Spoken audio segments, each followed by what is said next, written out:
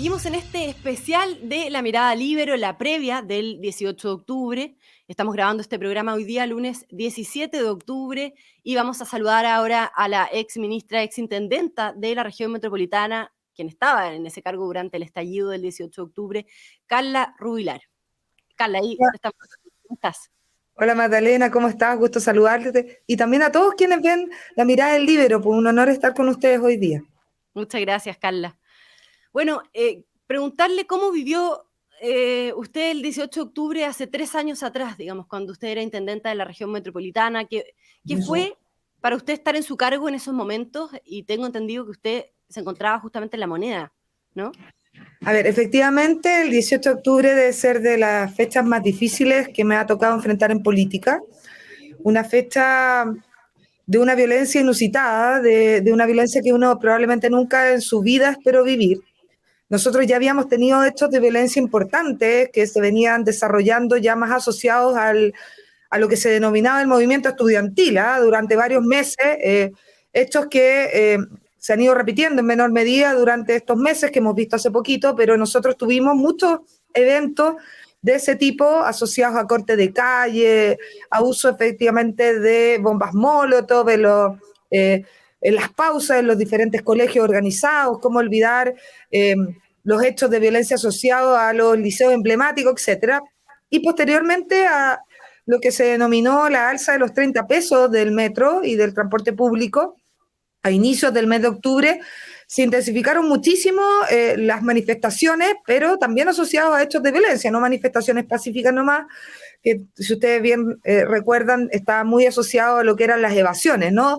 Tan de moda hoy en día por el tuit de un director del metro, ¿no? Que consideraba correcto y como lucha social el evadir y el no pagar en el transporte público, en particular en el metro.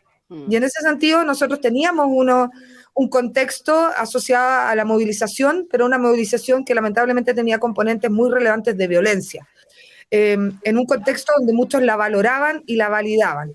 En ese contexto, como yo decía anteriormente, nos toca vivir el 17 de octubre, ese día que estamos hoy día rememorando, 17, un hecho que llamó muchísimo la atención, la destrucción de los torniquetes del metro en una estación por quien fuera sindicado después como un profesor, ¿no es cierto?, en los hechos que se investigaron, que era algo de altísimo impacto para nuestro país. Ver destruyendo el metro un 17 de octubre era un hecho que la verdad es que yo no recordaba como posible.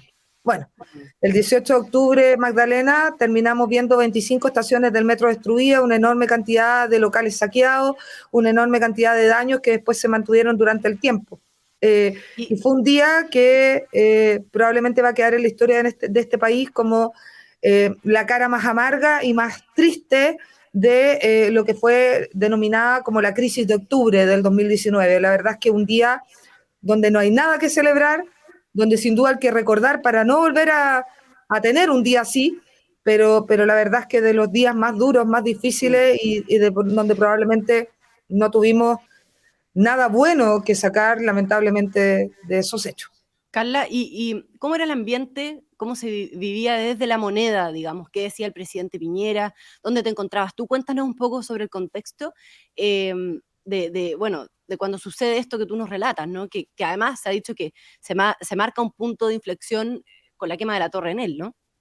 Sin duda alguna, yo ese día partí muy temprano, en la mañana, en Carabineros de Chile, estábamos monitoreando el 18 de octubre porque se había roto una matriz de agua en la Alameda, entonces además teníamos unos problemas importantes del flujo de tránsito, entonces estábamos partiendo muy temprano y ya sabíamos que íbamos a tener desórdenes porque habían anuncios, ¿no es cierto?, en redes sociales y llamados a protestas y manifestaciones.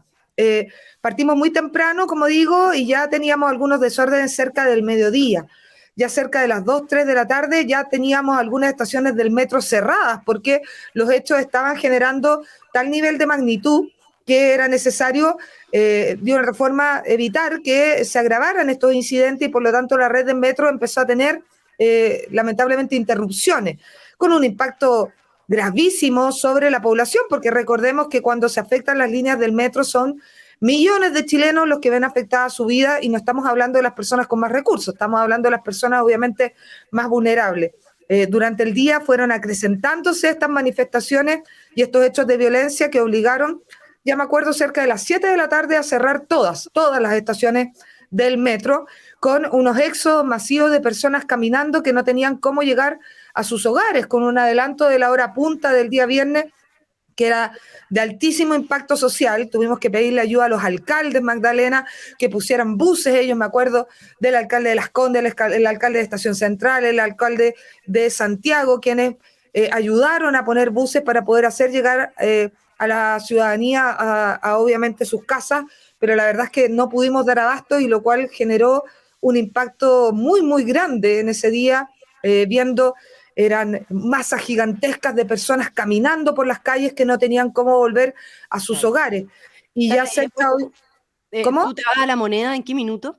Yo me voy a La Moneda cerca de las 11 de la noche, Magdalena, porque estábamos monitoreando junto a todo lo que era la unidad de transporte de la DTPM, a la UNEMI regional, lo que estaba pasando, obviamente, durante todos los alcaldes. Yo me acuerdo de cerca de las 6 de la tarde, Magda, bomberos se comunica conmigo y me dice que han tenido tal nivel de llamados que hace muchísimo tiempo no habían vivido una situación similar, y por lo tanto que ellos se estaban poniendo en alerta con un acuartelamiento de los bomberos de la región metropolitana, dada la cantidad de llamadas, de desórdenes, disturbios, amenazas que estaban teniendo. Me acuerdo perfecto porque cerca de las 6 de la tarde me toca tomar la decisión de suspender los eventos del fin de semana. Acuérdate que la Intendencia Metropolitana le tocaba tomar la decisión de qué eventos se realizaban y no, y nosotros ya habíamos realizado, obviamente, la aceptación de muchos de ellos. Me acuerdo de el desfile y el evento de las 40 horas, me acuerdo del partido de la Católica Colo-Colo, que se jugaba el día domingo porque era la final. Me acuerdo de varios eventos masivos que me tocó suspender ya cerca de las 6:30 de la tarde, porque tenía claro de que lo que estaba viviendo no iba a ser algo que se iba a vivir solo ese día viernes 18 de octubre, sino que probablemente iba a tener un impacto mayor. Y ahí, ¿qué es lo que pensaban en ese momento? ¿Cuál era la tesis que se manejaba? Tu tesis, Carla Rubilar, y también desde La Moneda, digamos, el presidente Piñera, ¿cuál era la sensación? ¿Qué es lo que pensaba que estaba pasando con todo esto? Bueno, la sensación que teníamos es que íbamos a tener una manifestación muy violenta, mayor a las que habíamos vivido en días anteriores, que como yo te contaba ya habían existido, que estábamos hablando obviamente de un impacto importantísimo en la región, y ya son no solamente asociadas a las estaciones de metro, pero jamás, Magdalena, y hay que reconocer, pensamos que íbamos a vivir lo que finalmente fue el 18 de octubre, con estaciones de metro quemadas de forma simultánea y desastres y desmanes en todos los lugares. O sea, nosotros sabíamos que íbamos a tener manifestaciones violentas, pensábamos que iba a ser similar a los 11 de septiembre más duros o los días del joven, entre comillas, combatiente, pero no algo como lo que terminamos viviendo. Pero cuando tú, y muy bien lo dices, nos toca vivir esta imagen, ¿no es cierto?, dantesca de la quema de la Torre Enel, la verdad es que ahí nosotros dijimos, estamos viviendo algo que no hemos vivido, una violencia inusitada que no nos había tocado, y es ahí donde realmente empezamos a tomarle el peso a lo que íbamos a terminar viviendo lamentablemente en la región metropolitana y después en el resto de Chile en los días siguientes, que fue esta ola de violencia inusitada para la cual Carabineros de Chile sin duda alguna no estaba preparado para enfrentar, y la verdad es que después nos empezaron a llegar todos los informes de todo tipo de bomberos, de la UNEMI, de los alcaldes, etcétera, contándonos los niveles de destrozos de la región metropolitana que eran, la verdad, impactantes. Ahí yo cruzo con mi dossier de información de la destrucción de la región metropolitana a La Moneda cerca de las 11:30 de la noche. Ya. Y Carla, y a 3 años de la fecha, ¿cuál es la tesis que manejas ahora, que crees que sucedió en el fondo en el país, que nos llevó y derivó en este estallido? ¿Crees que hubo planificación, organización? ¿Qué hubo detrás? ¿Y cómo ha cambiado también tu percepción respecto a lo que sucedió cuando fue ese 18 de octubre de 2019 versus hoy, 3 años después? Digamos, y te lo pregunto también porque el fin de semana, en lo que fue su primera entrevista, ¿no?, el ex jefe del segundo piso, Cristian Larroulet, decía que sin duda en este 18 de octubre se había intentado hacer caer al presidente Piñera. Entonces, preguntarte, en el fondo, ¿cómo lo ves también tú, Carla? Si hay fines políticos, ¿qué es lo que crees que sucedió realmente? A ver, yo creo varias cosas al respecto de la crisis de octubre del 2019. Lo primero es que creo que hay dos caras de octubre del 2019. Y esto es súper importante decirle. La primera cara es la cara de la violencia, la cara reflejada en el 18 de octubre, donde no hay nada que celebrar, donde no hay nada que rescatar, donde efectivamente algunos creyeron que la violencia es un camino legítimo para lograr justicia y equidad social.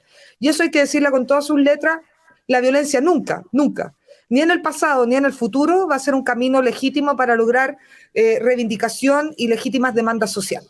Y algunos creyeron eso, algunos romantizaron la violencia, algunos hasta el día de hoy creen que ese es un camino justo, y yo creo que el 18 de octubre nos refleja lo que no debe pasar. Otra cosa es que efectivamente en este debate, en esta conversación, puede haber descontento, malestar social que se alza con voces en el 25 de octubre, la segunda cara de octubre del 2019, un 25 de octubre con más de 2 millones de personas manifestándose y marchando a lo largo de Chile, 1.200.000 en la región metropolitana, el resto en las diferentes regiones de nuestro país, que sin color político, de forma transversal, dijeron hay cambios que hay que hacer en este país. Y esas dos caras que se han manifestado en un octubre del 2019, en estos 3 años, Magdalena, la segunda cara, la del 25 de octubre, es la que la mayoría ciudadana cree que es el camino a seguir. Y yo creo que esto es súper relevante. Veíamos en una encuesta el fin de semana, Magdalena, que hablaban de que la gran mayoría cree que la violencia no es el camino, la gran mayoría cree que Carabineros utilizó fuerza proporcional a la violencia que se vivió en el marco del 18 de octubre, y esto es súper relevante porque hace 3 años atrás probablemente esa mirada no estaba.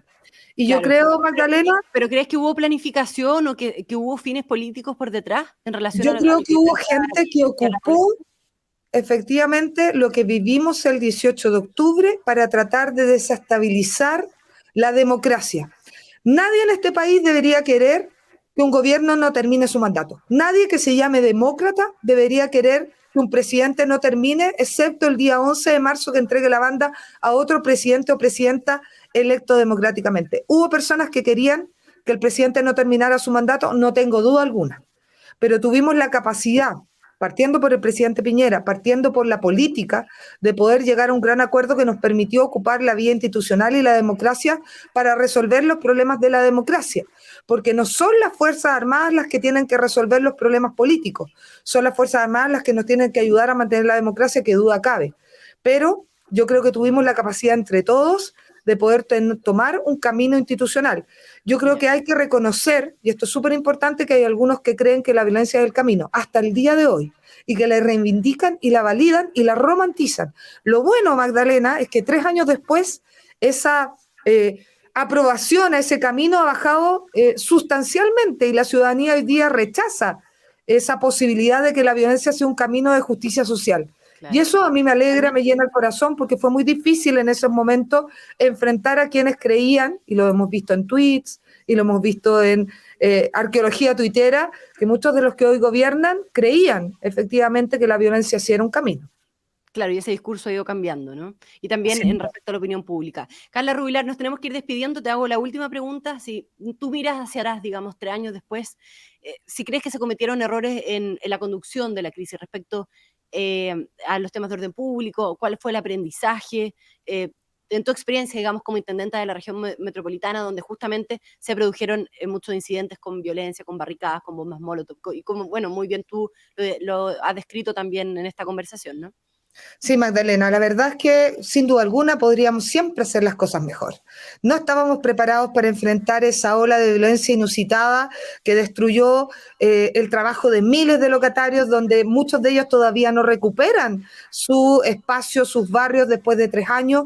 Sin duda alguna tuvimos carabineros lesionados, civiles lesionados, que hablan de que las cosas debían haberse hecho mejor, pero nadie estaba preparado para enfrentar lo que vivimos en el 18 de octubre, y creo además, en esa otra cara también del 25 de octubre de la Gran Marcha, todavía seguimos pendientes los desafíos de llegar a un gran acuerdo que mejore la cohesión social, que permita disminuir las desigualdades y que saque adelante los anhelos de demandas sociales que este país requiere y esos cambios que todavía requiere. Entonces, esas dos caras de octubre, Magdalena, son dos caras que tenemos que haber aprendido después de 3 años, porque de lo contrario vamos a volver a vivir esa cara tremenda de octubre, la más mala, la que vivimos ese 18. Por lo tanto, y con esto termino, Magdalena, de ese aprendizaje en los 3 años, el oficialismo, el que hoy gobierna, debe dar sus votos para, sin complejos, avanzar en una agenda de seguridad y contra la violencia que todavía está al debe. Y nosotros, de los de la oposición, para hacer los cambios sociales que este país amerita. Son ambos roles los que tienen que llegar a hacer cambios relevantes y mostrar con convicción que hemos aprendido la lección, sobre todo, no del 18, donde la violencia nada generó, sino del 25 de octubre, que quienes marcharon anhelan tener un país con más justicia social. Muy bien, muchísimas gracias, Carla Rubilar, un gran abrazo. Gracias por conectarte unos minutos con nosotros en este especial Mirada Libero. Muchas gracias a ti y un abrazo y mucho éxito con este proyecto tan exitoso que están teniendo ustedes desde el Libero. Muchas gracias, Carla. Un gran abrazo. El Libero, la realidad como no la habías visto. Haz que estos contenidos lleguen más lejos haciéndote miembro de la Red Libero.